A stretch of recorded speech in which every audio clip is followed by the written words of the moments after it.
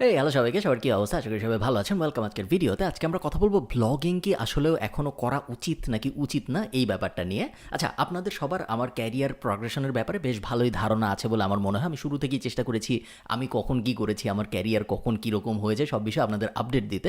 But আপনারা যারা জানেন না, আমি একটা কুইক আপডেট দিই। আমি 2011-12 সালে ফ্রিল্যান্সিং শুরু করি এবং ফ্রিল্যান্সার হিসেবে আমি কাজ করি 16 সালের মতো পর্যন্ত, 2016, এবং তারপর আমি আস্তে আস্তে ওয়েবসাইট বানানোর বা ব্লগিংয়ের দিকে চলে যাই, যেখানে আমি ওয়েবসাইট বানাতাম, ওয়েবসাইট বানিয়ে ওয়েবসাইট বিক্রি করতাম এবং ওয়েবসাইট মনিটাইজ করতাম Amazon affiliate marketing, Google AdSense, এরকম বিভিন্ন মাধ্যমে। এবং তারপর ওয়েবসাইটগুলোকে ইন্টারন্যাশনাল মার্কেট প্লেসে বিক্রি করে দিতাম। তারপরে তো আমি এজেন্সি লাইফে চলে আসি, আয়ারল্যান্ড মুভ করি এবং এখন আমার দুইটা এজেন্সি মিলিয়ে প্রায় 130টার মতো ক্লায়েন্ট আছে। তার মধ্যে কোনো বাংলাদেশি ক্লায়েন্ট নাই, north American client, European client, UK এবং আয়ারল্যান্ডের অনেক ক্লায়েন্ট আছে আমাদের।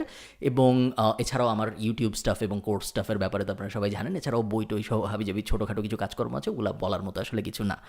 তো আমাকে যদি কেউ বলেন যে আমার এই পুরো ক্যারিয়ার প্রগ্রেশন গত 11 বছরের বা গত 10 বছরের, 2011 থেকে আমি যদি ধরি, তাহলে এই পুরো সময়ের মধ্যে একটা মানে টার্নিং পয়েন্ট কি, সবচেয়ে গুরুত্বপূর্ণ টার্নিং পয়েন্টগুলোর একটা কি, তাহলে আমি বলবো ব্লগিংয়ের দিকে যাওয়া, ফ্রিল্যান্সিং থেকে বা ওয়েবসাইট বানানোর দিকে যাওয়া, যেটা আমি করি 2016-17 সালের দিকে। আমার মনে আছে 2016 সালে বা 17 সালে আমি আমার প্রথম ইন্টারন্যাশনাল ওয়েবসাইট বেচি $4,500, যেটা আমার ইবিএল ব্যাংক থেকে আনতে টাকাটা অনেক কষ্ট হয়েছিল ওই সময়। এখন অবশ্য সব কিছু অনেক সহজ হয়ে গিয়েছে। এবং ওই সময়টা আমার মনে হয় আমার ক্যারিয়ারের সবচেয়ে বড় টার্নিং পয়েন্ট, কারণ তখনই আমি ফ্রিল্যান্সিং থেকে বের হয়ে বিজনেসের দুনিয়ায় পুরোপুরি অ্যাক্টিভলি প্রবেশ করা শুরু করি। এবং এই কারণে ব্লগিংয়ের প্রতি আমার খুব বড় একটা সফট কর্নার আছে। এবং তার পরবর্তীতে যে আমি তো আমার কোর্সের স্টুডেন্টদের, একাডেমির স্টুডেন্ট যারা আছেন, একাডেমির লিঙ্ক কিন্তু আমি সবসময় ডেসক্রিপশনে দিয়ে দিই, আপনারা যারা জানতে আগ্রহী তাদের জন্য, যারা আরও জানতে চান তাদের জন্য। আমার একাডেমির স্টুডেন্টদের আমি পরে একটা ওয়েবসাইট বানিয়ে সেই ওয়েবসাইটটা প্রতি মাসে কীভাবে $600-700 জেনারেট করছে ওই পর্যন্ত নিয়ে যে সেই ওয়েবসাইটটা $15,000 বিক্রি করে পুরো ব্যাপারটা লাইভ দেখিয়েছি। এবং আমার স্টুডেন্টরা তার পরবর্তী সময়ে গত 3 বছরে অনেক অনেক অনেক ওয়েবসাইট বিক্রি করেছে এবং প্রায় সবকটাই ছিল ব্লগ।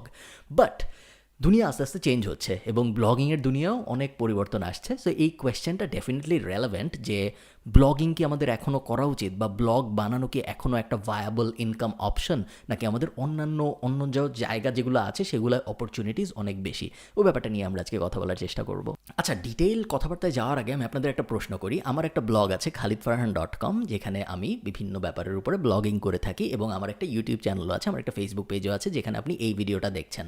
আপনি একটু চিন্তা করেন, গত 6 মাসে বা গত 1 বছরে আপনি কয়বার আমার ব্লগ পড়তে গিয়েছেন ভার্সেস আপনি কয়বার আমার ইউটিউব ভিডিও বা ফেসবুক ভিডিও দেখেছেন। আমাকে একটু কমেন্টে জানান। আমি শিওর বেশিরভাগ মানুষই আমার ভিডিও বেশি দেখেছেন কম্পেয়ার টু কতজন ব্লগ পড়েছেন, যেটা থেকে একটা ইন্ডিকেশন আমরা নিতে পারি। এটা যদিও একদম মানে খুব কোয়ালিটি রিসার্চ না, বাট এই কোয়ালিটেটিভ রিসার্চটা থেকে আমরা একটা আইডিয়া পেতে পারি যে অনেকগুলা ইন্ডাস্ট্রিতে ব্লগিং কিন্তু আসলে প্রায় শেষের দিকে, বা ব্লগিং ডাইং একটা ফেজের মধ্যে দিয়ে যাচ্ছে অনেকগুলা ইন্ডাস্ট্রির জন্য। আবার অনেকগুলো ইন্ডাস্ট্রিতে ব্লগিং আসলে সেরকম ডাইং ফেজের মধ্যে দিয়ে যাচ্ছে না, যে ব্যাপারটা নিয়ে আমাদের আরও বেশি কথাবার্তা বলা উচিত। 2013 সালে একজন অ্যাভারেজ ব্লগ রিডারের বয়স ছিল 41 বছর, এবং স্ট্যাটটা বেশ ইন্টারেস্টিং বিকজ 2013 সালে একজন অ্যাভারেজ ইন্টারনেট ইউজারের বয়স ছিল 18 থেকে 25 বছর। সো আপনি ব্যাপারটা একটু চিন্তা করেন, একজন অ্যাভারেজ ইন্টারনেট ইউজারের বয়স 18 থেকে 25 বছর, একই সময়ে একজন অ্যাভারেজ ব্লগ রিডারের বয়স 41 বছর। এ থেকে আমরা একটা জিনিস খুব ক্লিয়ারলি বুঝতে পেরেছিলাম 2013তেই, যে ব্লগ বেশিরভাগ ইন্ডাস্ট্রির জন্য আস্তে আস্তে ডিক্লাইন ফেজে যাচ্ছে। আপনি যদি দুইটা গ্রাফ দেখেন, আমি দুইটা গ্রাফ দিয়ে দিব স্ক্রিনে, ব্লগিংয়ের গ্রোথ ভার্সেস সোশ্যাল মিডিয়ার গ্রোথ, এবং এই দুটো যদি আপনি একটু কম্পেয়ার করার চেষ্টা করেন, আপনি দেখবেন যতই সোশ্যাল মিডিয়া ইমপ্রুভ করেছে ততই ব্লগ ডিক্লাইন করেছে। এর একটা বড় কারণ হলো ইয়াং জেনারেশন যারা 18 থেকে 25 বলেন বা 18 থেকে 30 বলেন, তাদের ব্লগে যাওয়ার আসলে তেমন কোনো প্রয়োজনীয়তা বেশিরভাগ ইন্ডাস্ট্রির জন্যই এখন আর নাই। কারণ ব্লগে যে তারা যেসব ইনফরমেশন ডিরাইভ করতে পারতো সেগুলোর সবই এখন তারা সোশ্যাল মিডিয়া থেকে নিতে পারছে। একটা টাইম ছিল যখন মানুষ আনন্দের জন্য ব্লগ পড়তো। আমার মনে আছে আমি যখন ব্লগিংয়ের দুনিয়ায় আসি, বা ইভেন আমারও আগে 2010-11 সালের দিকে অমিতাভ বচ্চন টাইপ মানুষজন রেগুলারলি প্রত্যেকদিন ব্লগ লিখতো। বাট এখন কিন্তু মানুষ আনন্দের জন্য আর ব্লগ পড়তে যায় না। এখন মানুষ শুধুমাত্র ইনফরমেশনের জন্য ব্লগ পড়তে যায়, এবং আনন্দের জন্য যাওয়ার তার আরও অনেকগুলো অনেকগুলো বেটার প্ল্যাটফর্ম চলে আসছে, যেমন ইউটিউব, যেমন ফেসবুক ইত্যাদি ইত্যাদি। এবং এই কারণে শুধুমাত্র এন্টারটেইনমেন্ট ভ্যালুর জন্য একজন যে একজনের ব্লগে যাবে, ব্লগে যেয়ে তার ব্লগের আপডেট পড়বে তার জীবনের, ওই সময়টা মোটামুটি আমরা পার করে চলে এসেছি। এবং একই কারণে আপনি যদি মুদ্রার উল্টা পিঠ দেখেন, ওই রকম ব্লগার যারা ছিল, যারা নিজেদের লাইফের ব্যাপারে ব্লগ করতো, লিখিত আকারে প্রকাশ করতো, তারা কিন্তু অনেকে ব্লগার হয়ে গেছে, তারা অনেকে এখন আর এই ইন্ডাস্ট্রিতেই নাই। এবং সব মিলিয়ে ইন্ডাস্ট্রিটা একটা বড় চেঞ্জের মধ্যে দিয়ে যাচ্ছে বলে আমার মনে হয়। শুধু যে ট্রেন্ড দিয়ে বুঝতে হবে আপনার, এটা কিন্তু জরুরি না।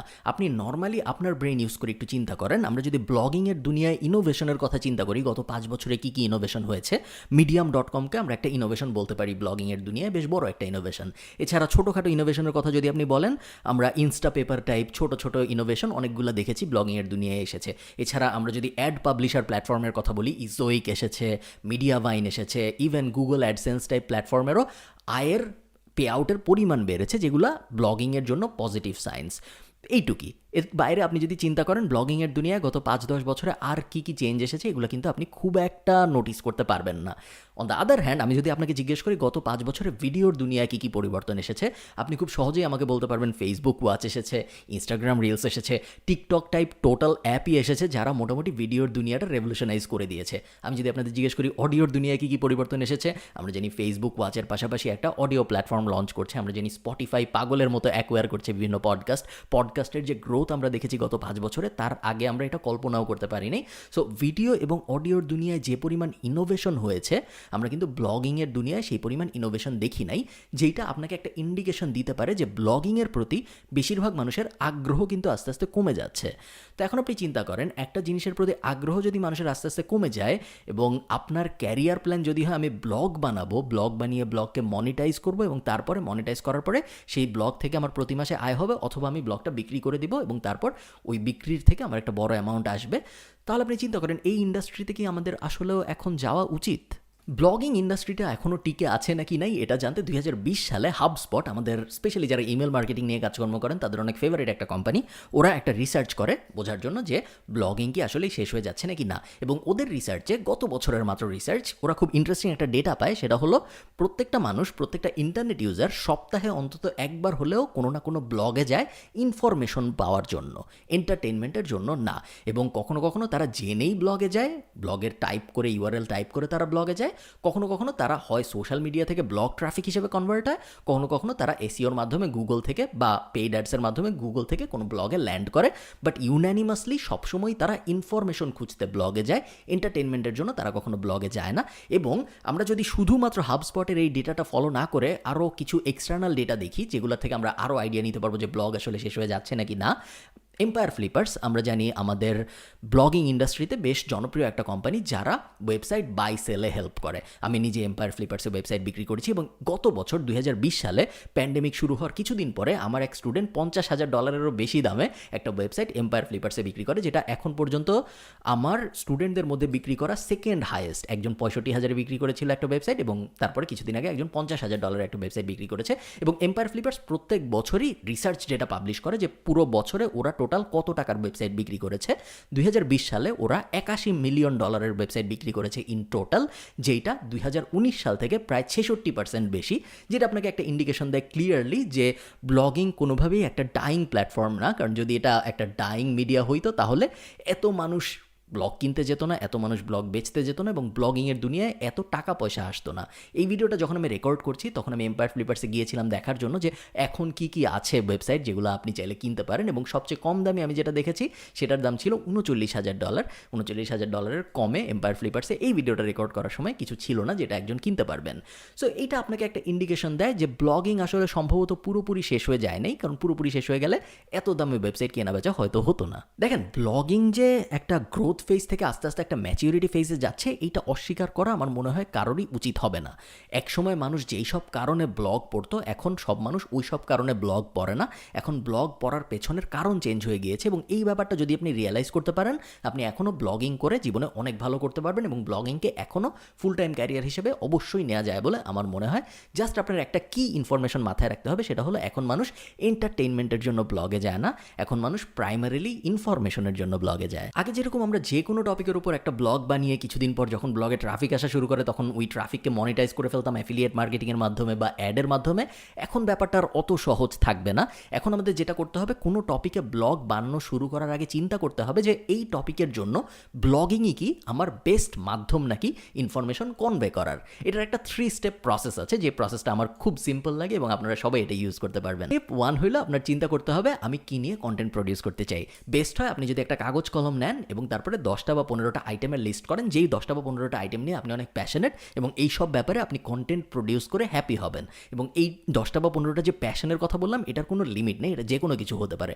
এটা থ্যানোসের হাত থেকে শুরু করে, ইউটিউবিং থেকে শুরু করে, বিজনেস থেকে শুরু করে, ঘাস লাগানো থেকে শুরু করে, কোনো ব্যাপার না। আপনার যা পছন্দ আপনি ওটা ওই লিস্টে টুকে ফেলবেন এবং তারপরে স্টেপ 2তে আপনি মুভ করবেন। এখন স্টেপ 1-এ আপনি 10টা বা 15টা আইটেম ফাইনালাইজ করেছিলেন, যে 10টা বা 15টা আইটেম নিয়ে আপনি প্যাশনেট এবং এগুলো নিয়ে আপনি কন্টেন্ট বানাতে পারেন। স্টেপ 2তে এখন আমাদের চিন্তা করতে হবে এই 10টা বা 15টা আইটেমের মধ্যে কোনটা ব্লগিংয়ের জন্য পারফেক্ট। আপনি চিন্তা করেন আপনার স্টেপ 1-এ যে 10টা বা 15টা প্যাশন ছিল ওগুলোর মধ্যে যদি থাকে ট্রাভেলের জন্য কিন্তু এখন আমি ব্লগিং করাটা রেকমেন্ড করবো না, বিকজ এখন মানুষ আর ট্রাভেল ব্লগ পড়ে না, এখন মানুষ ট্রাভেল ব্লগ দেখে। আমার মনে আছে 2016-17 যখন আমি ব্লগিংয়ের দুনিয়ায় আসি তখন মানুষ ট্রাভেল ব্লগ পড়তো। আমার যদি কোথাও ঘুরতে ইচ্ছা করতো আমি ফার্স্টে যে গুগলে সার্চ করতাম এবং তারপরে যখন আমার কাছে ব্লগ রেজাল্টে আসতো আমি ওই সব জায়গায় যেয়ে ট্রাভেল ব্লগিং একটা আলাদা জনরাই ছিল, যেখানে মানুষজন তারা কোথায় ঘুরতে গিয়েছে এটা তাদের ওয়েবসাইটে খুব সুন্দর করে লিখতো।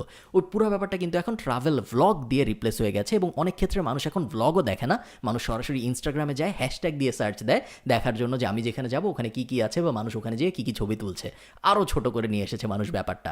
সো আপনার ওই যে 10টা বা 15টা আইটেম আপনি লিখেছিলেন স্টেপ 1-এ, প্রত্যেকটাকে আপনার একটু কোয়েশ্চেন করতে হবে যে এইটার জন্য কি আসলেই ব্লগিং ভালো প্ল্যাটফর্ম নাকি। কুকিং ফর এক্সাম্পল, আপনি যদি ঠিক করেন যে আপনার প্যাশন ছিল কুকিংয়ের জন্য কিন্তু ব্লগিং খুব একটা ভালো প্ল্যাটফর্ম হবে না। একসময় রেসিপি ব্যাপারটা অনেক পপুলার ছিল পুরো দুনিয়ায়, বাট এখন কিন্তু আমরা রেসিপি ব্লগ খোলাকে একটা ভালো আইডিয়া হিসেবে দেখি না। আপনার যদি কুকিং প্যাশন হয় এখন আপনার বেস্ট উপায় হবে আপনি সরাসরি ইউটিউবে চলে যান বা ফেসবুক ওয়াচে চলে যান। এখন আপনি একটা কাজ করতে পারেন, যদি আপনি দেখেন স্টেপ 1-এ আপনি যে 10টা বা 15টা আইটেম লিস্ট করেছিলেন তার কোনোটার জন্যই ব্লগিং ভালো প্ল্যাটফর্ম হচ্ছে না, তখন আপনার চেষ্টা করতে হবে স্টেপ 1-এ যে 15টা প্যাশন ছিল তার মধ্যে কোনো একটার সাইড প্যাশন খুঁজে বের করতে, যেইটা আপনার মনে হয় ব্লগিংয়ের জন্য ভালো করবে। আমি যে 2টা এক্সাম্পল দিলাম ওই 2টা এক্সাম্পলের কথা আপনি চিন্তা করেন। ট্রাভেলের জন্য বা ট্রাভেল ব্লগিংয়ের জন্য এখন ব্লগিং আর ভালো হবে না, ট্রাভেল রিলেটেড নিশের জন্য আমরা বলবো ভিডিও প্রোডাকশনে সরাসরি যেতে। কিন্তু আপনি যেসব জায়গায় ঘুরতে গিয়েছিলেন ওই সব জায়গার হিস্ট্রি নিয়ে কথাবার্তা বলতে চান, ধরেন আপনি মিশরে গিয়েছিলেন পিরামিড দেখতে, এখন আপনি পিরামিডের হিস্ট্রি বলবেন, ওইরকম হিস্ট্রি টাইপ কন্টেন্টের জন্য কিন্তু ব্লগিং বা পডকাস্ট এখনও একটা খুব ভালো মাধ্যম হতে পারে। সিমিলারলি কুকিংয়ের জন্য কিন্তু ভিডিও বেস্ট প্ল্যাটফর্ম, কিন্তু আপনি যদি কোনো একটা খাবারের হিস্ট্রি নিয়ে কথাবার্তা বলতে চান বা কোনো একটা খাবার কীভাবে ফলাতে হবে এই ধরনের কথাবার্তা বলতে চান, সেই ক্ষেত্রে কিন্তু ব্লগিং আবার একটা ভালো মাধ্যম হতে পারে। সো আপনি একটু চিন্তা করতে হবে স্টেপ 1-এ আমি যে 10টা বা 15টা আইটেম লিস্ট করেছিলাম তার মধ্যে কোনটা সরাসরি বা কোনটার কোন সাইড অ্যাঙ্গেল আমার জন্য ব্লগিংয়ের ক্ষেত্রে পারফেক্ট মাধ্যম হতে পারে। এই ম্যাচটা যদি আপনি সুন্দর করে করতে পারেন তাহলে আপনার জন্য ব্লগিং ডেফিনেটলি খুব প্রসপেক্টিভ একটা ক্যারিয়ার হতে পারে বলে আমি মনে করি। দেখেন, দিন শেষে সব মিডিয়াই সব ধরনের কন্টেন্টের জন্য কোনো না কোনো রকম কাজ করে। আমি বলছি যে কুকিংয়ের জন্য ভিডিও সবচেয়ে ভালো প্ল্যাটফর্ম বা ট্রাভেল ব্লগিংয়ের জন্য ভিডিও সবচেয়ে ভালো প্ল্যাটফর্ম, বাট এখনও অনেক ব্লগ আছে যারা ট্রাভেল নিয়ে ব্লগিং করছে ভিডিও না বানিয়ে বা পডকাস্ট না বানিয়ে, এবং তারপরেও তারা মাসে 1,000, 5,000, $10,000 জেনারেট করতে পারছে।